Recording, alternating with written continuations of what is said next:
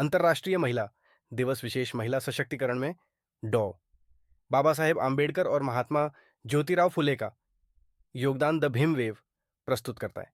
एक प्रेरणादायक audio book भूमिका। महिला सशक्तिकरण की बात करें तो भारत के इतिहास में दो महान सुधारकों डॉ बाबा साहेब आम्बेडकर और महात्मा ज्योतिराव फुले का नाम स्वर्ण अक्षरों में लिखा जाता है।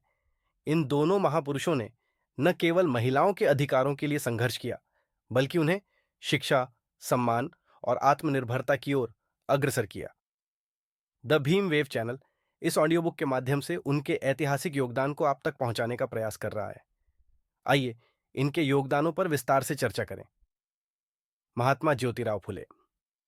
भारतीय नारी मुक्ति आंदोलन के अग्रदूत महात्मा ज्योतिराव फुले ने 19वीं शताब्दी में महिलाओं की शिक्षा और उनके अधिकारों के लिए संघर्ष किया।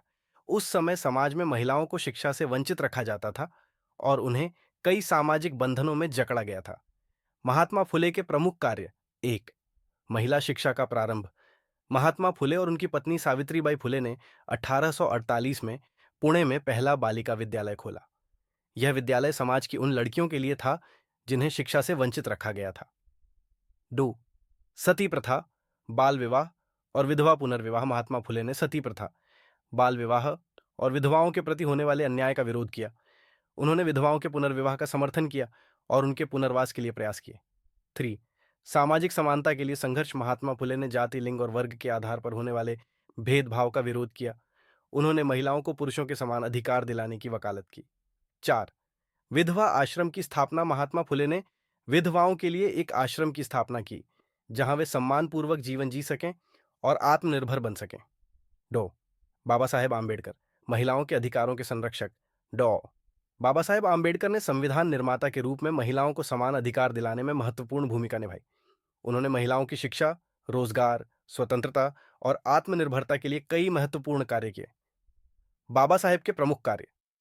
1.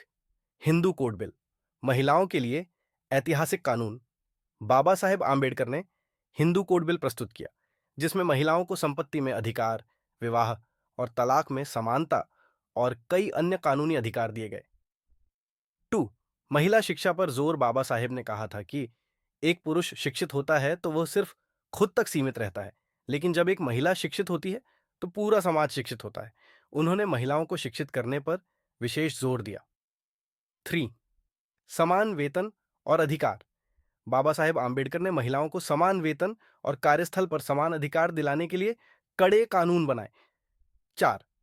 वैधानिक सुधार। संविधान में महिलाओं को मतदान का अधिकार, संपत्ति का अधिकार और कानून में समानता का अधिकार दिलाने में उनकी महत्वपूर्ण भूमिका रही। 5. महिलाओं को संगठित करना। बाबा साहेब ने महिलाओं को अपने अधिकारों के प्रति जागरूक किया और उन्हें संगठित होने की प्रेरणा दी। निष्कर्ष। महात्मा ज्योतिराव फुले और डॉक्टर बाबा साहेब आम्बेडकर ने महिलाओं के लिए जो कार्य किए वे आज भी हमारे समाज के लिए प्रेरणा स्रोत हैं। इनके संघर्षों की बदौलत ही आज महिलाएं शिक्षा, राजनीति, रोजगार और हर क्षेत्र में आगे बढ़ रही हैं। द भीम वेव इस ऑडियो बुक के माध्यम से आपको इन महापुरुषों के विचारों से जोड़ने का प्रयास कर रहा है।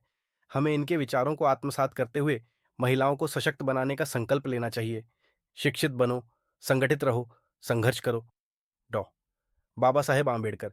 जिस समाज में महिलाओं को शिक्षा से वंचित रखा जाता है वह समाज कभी उन्नति नहीं कर सकता। महात्मा ज्योतिराव फुले।